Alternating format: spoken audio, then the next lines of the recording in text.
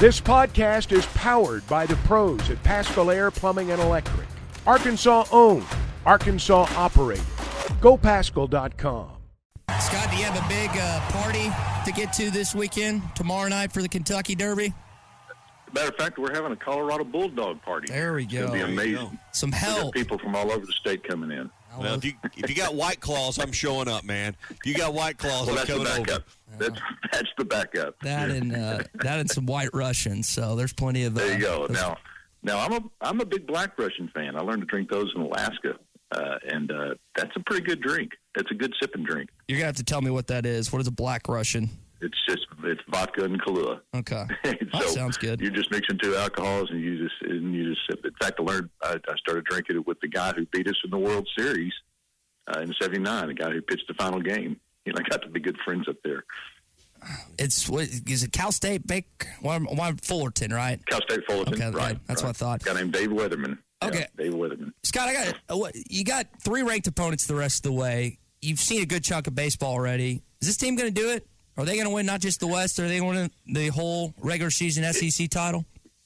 Yeah, it's not a whether we can do it or whether we, it's can we do it? I mean, not whether we will do it. It's kind of can we do it? We can do it. It's we have as good a chance or better chance than I think we've ever had going in. Everybody's waiting for the bats to get hot. Our bats are not just going to magically get hot. I think there's some certain things that have to happen, and the pitching obviously looks like it's going to be solid and it's going to be there, and that's what gets you to the final weekend, to the final game of the World Series. And then hope that the way the rotation goes and the way the games go, that you're going to have, Hagen Smith on the mound the last game. What more could you ask for?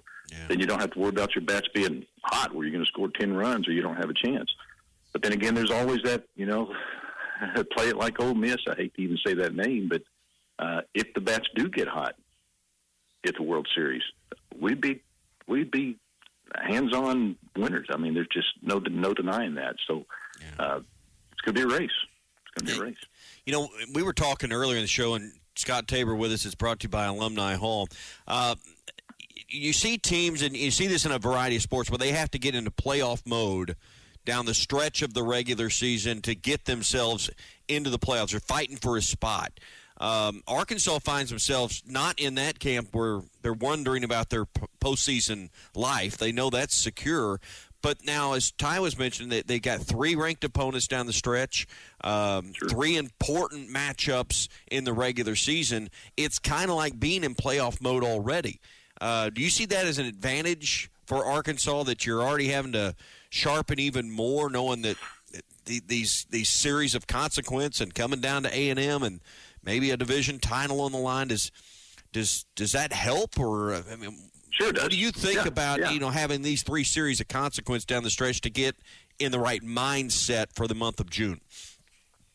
Well, I think that's a good point, because our mindset is not we got to win these games just to get into the tournament, and we got to win these games just to get into this or that. Their mindset is, we really, really, really want to go in and play good, solid, fundamentally sound baseball, and we want to win these series and win these games. So we'll be a top 8 seed.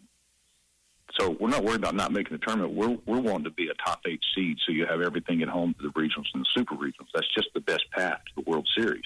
And then when you get to the World Series, it's all hands on deck. You never know what's going to happen. And so that's what their mindset should be. And I think the coaching staff is probably looking at that also. They may, you say, tweak the lineup. There's no tweaking in this lineup. You have so many tools and so many players. But they can look down now at stats. And I've been looking at stats a little bit. Numbers, baseball is a game of season-long averages, and that's where you find out where you fall. And you can see the cream rising to the top, and you can see the guys that aren't hitting. Well, they haven't hit really well all year. You just keep waiting for them to hit. And so the pitchers the same way. ERAs went from sub-2s. Now you've got some 3s, and you've got some 5s, and you've got some 4s, because it's a law of averages, and it's hard to maintain excellence all through the baseball season. It's just a grind. So, I think they're playing for a lot. I think everybody on the team knows, everybody in the stands know, everybody in the nation knows. If we do start hitting the ball a lot, or start changing up what we do, playing a little more small ball, moving runners around, and that may be something they have to go to. So it's going to be interesting to see. Mason Molina's back in the rotation after the ankle injury. He's penciled in for Sunday, and Dave was not quite set on that the other night after the Missouri State game, but when the notes came out, the lefty's going to start on Sunday. Give us some insight that when you came off a kind of a short-term injury and you're getting that first start back, is there anything different in your preparation if you're Mason Molina for this weekend? Well, I'll tell you one thing. If you come off of an injury that's not an arm injury, his arm will probably be a little more rested. His command won't be as sharp, which he's had a little trouble with that lately. It may go the other way. He may be sharper. But coming off a foot injury and then, like I said, having a little bit more rest on your arm, sometimes your breaking pitches aren't as sharp. Sometimes the things you need a little bit of tiredness in the arm to really be in a groove. So it'll be interesting to see, if he has a little more hop on his fastball, if he has his control, if he stays out over his front leg and really snaps off his curveball, how sharp he'll be. He could come back out and be early season Mason Molina, where every pitch goes exactly where he wants, and he is just tough as can be when he's got his control. So hopefully that's the one we see. We're talking with Scott Tabor via the McLarty Daniel hotline, courtesy of our friends at Alumni Hall. Scott, I don't know if you caught the story that the Kentucky coach was mad about. The South Carolina fans were pouring beer on his players. Do you ever remember an incident like that in the Southwest Conference days, or was that an every weekend occurrence maybe for you guys? Well, they didn't serve beer in the stadiums, not the stadiums, goodness, the little minor league, the little high school fields we played at in Southwest Conference most of the time, except for A&M in Texas. They'd throw stuff at you. They'd ball notes up and throw them in the dugout or chunk them down at you. Being a kid, you couldn't help but read them, and some of them were pretty funny. Most of it was just verbal. They didn't throw beer and stuff at you the way they do now. But yeah, it's the minor leagues, you see that a lot because there's a lot of beer flowing. Friday night, quarter beer night in Memphis, Tennessee. It was fun. What could go wrong on quarter beer night in What Memphis? could go wrong? What possibly? Trade a baseball for 3 nutty buddies and a hot dog. So that was always a lot of fun. Hey, Hagen Smith is second now all-time on the career strikeouts list. He's 35 behind the tie, 36 to break Nick Schmidt's record. Does he do this in the regular season? And where is that in the recesses of your mind as a pitcher? I mean, I know that publicly they'll tell you, I'm not thinking about that, and all. They'll say the right things, but when you got a chance to break a record, how is that working through your thought process? If it is, it's not during the game. I guarantee you he's not sitting out there going, "Oh, I just need one more to break the record." Because it's not a world record on wins or something nationally recognized. This is something that's probably in the back of his mind, and he knows it's coming. I don't think he's worried about when he's going to break it or if he's going to break it. And it's going to happen, and shoot, the way he throws it could happen in 2 games.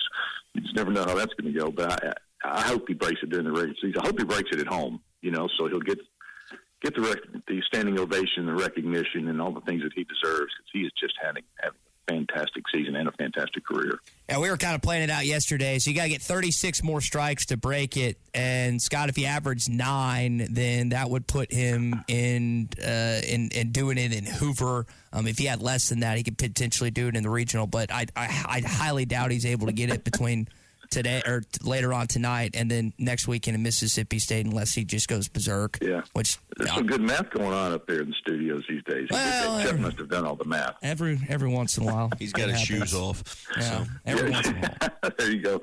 No, you know what? And it's going to be fun to watch because Hagen is just fun to watch every time he goes out.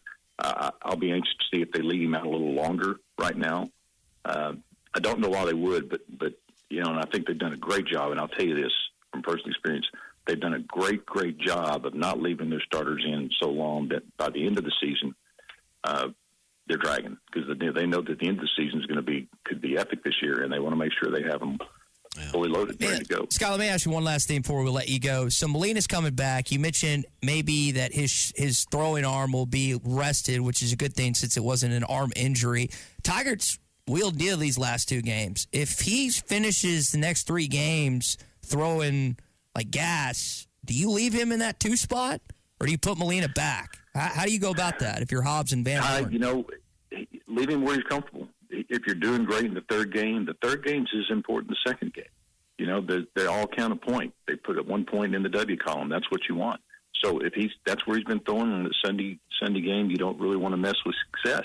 There's a lot of guys you could slide into that second bracket. You could throw in, any of the guys.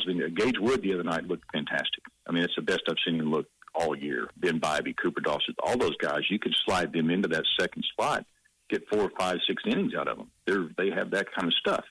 So it's, I think what they're probably going to do is put him back, where he belongs and see how he does. Probably have a short leash, so the bullpen will come into play again. I don't know why you would move Tiger up. There's nothing really to gain. It's not going to help his ego anything. Yeah, I'm number 2 now instead of number 3. Hey, they're all number 1. They're all number 1. So I think he should probably leave in that third spot. BetOnline is your number one source for all your betting needs. Get the latest odds, lines, and matchup reports for baseball, boxing, golf, and more. BetOnline continues to be the fastest and easiest way to place your wagers, including live betting and your favorite casino and card games available to play right from your phone. Head to the website or use your mobile device to sign up today and get in on the action. Remember to use our promo code BELIEVE, that's BLEAV, for your 50% welcome bonus on your first deposit. Bet online, where the game starts.